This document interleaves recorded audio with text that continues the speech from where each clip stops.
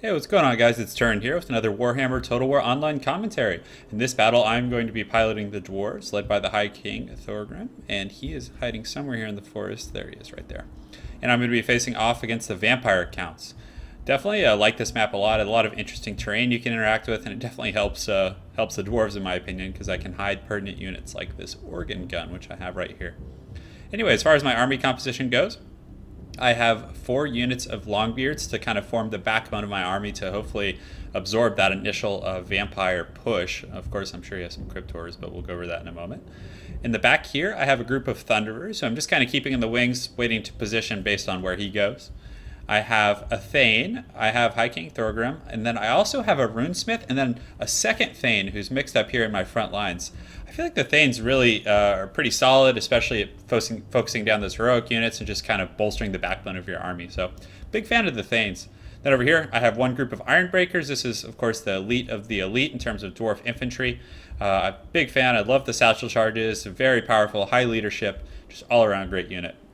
And in the back, what Dwarf army isn't complete without the Slayers? I have 2 groups of Slayers. Again, the Dwarves do suffer that mobility issue. So again, I feel like Slayers, though they're not as fast as Cavalry per se, very good at plugging in where needed, great at taking out monstrous units, which the Vampire Counts actually have quite a bit of. So definitely a fan of those units. As far as the Vampire Count's army composition goes, he has a group of Cryptors here. He's got some Fellbats. I believe he has another group somewhere. He has a Vargulf, more Fellbats here, and then in the forest for his infantry line, he has mostly Graveguard, it looks like. So I believe Graveguard. Then yeah, more Graveguard over there. So as far as his leader goes, I believe he has a Wight King, he has a Banshee, he has a Black Coach, and then he has Von Carstein. Actually not mounted, interestingly enough. I'm not sure why he wouldn't. Maybe he was just trying to save the extra resources to fit in that last unit. To, I guess, he thought that would be more beneficial, but I'm a big fan of Von Carstein on a mount, especially against the Dwarves, who really can't do much about it. In the back, he does have 2 groups of Direwolves, which have that Vanguard deployment. Definitely good against the Dwarves. They can spawn in, come get your organ guns, flank in, a multitude of ways, gank some Thunderers. Very, very strong unit. So without further ado, let's get started. So, pretty typical start. Rather than turtling, I wanted to get this position out in front here, and I also move up the organ guns a little bit just to get a little bit of a better angle on some of his units. So, he's coming around with his Vargulf, as well as his Cryptors, and then these Fellbats, which Fellbats are very good against siege units. They can just fly right over and disrupt fire while the infantry line advances. I definitely really like Fellbats for those reasons. And of course, he's bringing up these Direwolves. So, I'm definitely outnumbered in terms of overall unit density, but again, hopefully the elite nature of these Dwarven Longbeards, Ironbreakers, and Slayers can hold the line. And also something that's deceiving about my army is I do have 2 Thanes, they're very hard to kill and very strong. So again, these organ guns are getting some nice shots here. They're taking out this front line of Graveguard, which is, hey, the Graveguard, for how much they cost, which I believe is only 750 or something in that range, they're very, very strong units. So they're taking some damage from those organ guns, so it's definitely off to a good start there. He didn't fly the bats in. I think he's kind of waiting for everything to create this circle around my army before he collapses in. But he is advancing these Graveguards, but he does look, he did use an Invocation of Nehek, so essentially all of that damage I just did with those organ guns is going to be negated by that ability by Von Carstein. So well played on his part. Definitely a very powerful ability. Granted, hey, it did use some of his Winds of Magic, so I can't complain. So I decided to switch up the targets and maybe try and split the damage a little bit so he doesn't get as much value out of that. But regardless, did not pay off as well as I had thought. So again, these Thunderers, they get jumped by these Direwolves and these Fellbats, but I do bring in the Slayers who start laying the beat down on these dogs. Definitely, see what I'm saying? The Slayers can get there and plug in as needed, but Thunderers are actually very strong units, pretty decent in melee. So they're able to hold their own against these Fellbats, and you can see they're down to 52, but they're still steady. Their morale isn't terribly shaken, so definitely can't complain there. So he does pull in this Vargulf and these Cryptors here, and then I use my second group of Slayers to get in here. And look, I love when they jump and kick. It's one of my favorite animations in the game. But the Slayers, I mean, it doesn't look good, but they're going to do very well against these Cryptors as well as this Vargulf. So definitely good over here. And he got this Banshee in here as well. and he is casting the Curse of Years. So very well played on his part. But I bring in my Lord. He provides passive leadership bonus, and again is a fairly strong combatant himself. So I bring him in to support because this is obviously in a very important flank over here. So over here I have the Iron Breakers just throwing their satchel charges at these Graveguards, just doing a lot of HP damage, and then they're going to get in there and start fighting there. As far as the front line goes, I sent my Longbeards up to try and contain the center flank. They're probably going to lose to these Graveguard, especially with this Wight King and Von Carstein there. So I'm kind of putting my marbles on this side of the flank where I'm focusing my Longbeards. I have High King Thorgrim. I have my Slayers who are in pretty good health. And this Vargulf here, oh man, look at this. That's brutal. And then I got the Cryptors here who are actually starting to take a little bit of damage, so that's going well there. As far as the backline goes, this is just a knockdown, drag-out fight back here. These Slayers are just fighting these dire wolves who he used the Invocation of the Heck on them, which I don't think is worth using on the Hounds, but it is giving them a fighting chance against these Slayers, so I suppose it paid off. These Bats also, they finally crumbled down, so again, it's just the last of these Slayers just battling these dogs to the death.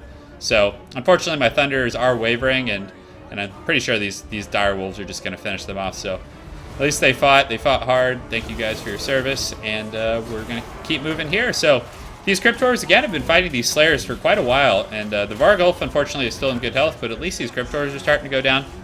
As far as this line goes, the Graveguard are doing pretty well, but these Longbeards are also holding their ground against them quite well. Here you have Von Carstein who's just battling some Longbeards, which is fine. Definitely not doing a ton, but he's slowly whittling them down. Over here on this flank, I have my Longbeards fighting off against these Graveguards. It's going pretty badly for them. Their Lord and their Wight King is in there, so definitely a downhill battle. And of course, he's riding around with this Black Coach, which not a big fan of the unit as a whole. I feel like it's a little expensive and not as cost effective as like a cavalry unit, but definitely very cool. But these Iron Breakers are awesome. They're just holding off these 2 units of Graveguards and this Black Coach and not taking a lot of losses. So definitely awesome there. And of course I have this Thane here who's supporting them, so that's part of the reason why they're holding so well. This unit definitely running a little low, but as far as this battle goes, it's actually turning out pretty well. Those Vargulfs took a serious beating from these Slayers. As you can see, they're littering the ground here, but Slayers are definitely very good against those monsters type units. And as you can see now, my Lord is starting to get into this Vargulf, and also these Longbeards are getting a little damage in there. But this right flank of his is having some trouble, especially with this Thane in the mix. Did he just headbutt the guy? I think so. I think that was a headbutt. But the Thanes are really cool units. I'm a big fan. They're very resilient, pretty high damage, high armor, high leadership. Literally no drawbacks. I feel like they're pretty cost effective in the Dwarf army. So again, these Iron Breakers, last we checked, I think they had 65 or 67.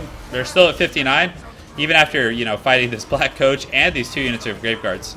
So then with the Thane, they're kind of like a little independent army of their own. So as you can see, they're holding out and paying their dues. But unfortunately, this unit of Longbeards was outmatched. They did have the Wight King over here. He's leading his troops over here and doing pretty good. So they are now going to flank this unit of Dwarves here, which is definitely tough. But if anyone's going to take a flank, it definitely should be your Iron Breakers. So again, we still have a knockdown, drag-out fight here. We have his Banshee, but unfortunately for him, the High King Thorgrim, he does do magic damage. So this Banshee is gonna take a beating here as soon as Thorgrim decides to sit up from his chair, and there he goes. Oh, looks like he was deciding to move there, but as soon as he gets up and starts taking some swings at that Banshee, she's gonna go down fast. He does bring his Hounds in, but again, against Dwarven infantry with a Thane in the mix, they're not gonna do well. So he's bringing his Graveguards in, and kind of the different battles throughout the map are finally being resolved, and the finality of each of those situations is coming to a head. So this Banshee's doing pretty good. Unfortunately, Thorgrim's over there fighting some Graveguard and Direwolves, which is fine. But I should have focused the Banshee with him, as the other Dwarf infantry can handle themselves. But as you can see, I'm kind of surrounded here a little bit. But again, a lot of his leadership on these units, they have weak binding, and those ones are crumbling. And this Banshee still doing pretty well. He did use the Invocation of the Heck to heal it, but I finally decided to bring Thorgrim over here and to lay the beat down. So he's going to do pretty well there and hold those guys off. And again, these Longbeards, though they're shaken, I think they were able to stay in the battle for so long because the High King provides a passive leadership bonus. And thankfully, these units, these Longbeards who had routed earlier, are coming back just in the nick of time to actually get a pretty nice flank on these guys. And I was able to cast the Rune of Wrath and Rune with my Runesmith on those, which is really good as far as dwarf magic goes at whittling units down. So finally, everything he has starts to crumble a little bit over here. High King is in a way surrounded, but he's a fairly resolute unit, so he's going to be okay until the reinforcements over here can get there. So as far as this battle goes, this too was a knockdown Juggut battle. I was trying to bring my Thane back. The Ironbreakers over here finally kind of crumbled, but this Thane, he's still in really good health, and he'll be able to at least occupy these two units for a little while. So, for the most part, most of my infantry's gone. I have a Thane. There's Von Carstein. I have my Runesmith. I have my High King here. So as far as my army goes, I really only have lords left. So it's kind of this atrocious battle. He has his Banshee. He has his lord running around somewhere. I'm not sure where Von Carstein is, but yeah. Oh, there he is, right there. So he's fighting this Runesmith. So Runesmiths are very sturdy units. As you can see, he buffed himself his armor, and he's holding to him pretty well considering he's fighting the creme de la creme of the vampire counts. Over here, this Thane is just a boss. Just look at him in here, just fighting this black coach and doing pretty well for himself. And he's not taking a lot of damage. He really isn't. Whereas the other guys have weak binding and yeah, I can't say enough. I'm a big fan of Thanes. I think they're very cost effective and really bolster the Dwarf's army. So as far as here goes, his troops did crumble here. So Von Carstein has just ended this Wight King. So this is definitely a battle of heroes. They're taking the taking the final showdown here. Thankfully, some of these I believe these are Longbeards. They come back and they help and come defend their lord in his hour of need. And Von Carstein is definitely not going to win this. He's shaken. His not shaken. Well, his binding is weak. Excuse me.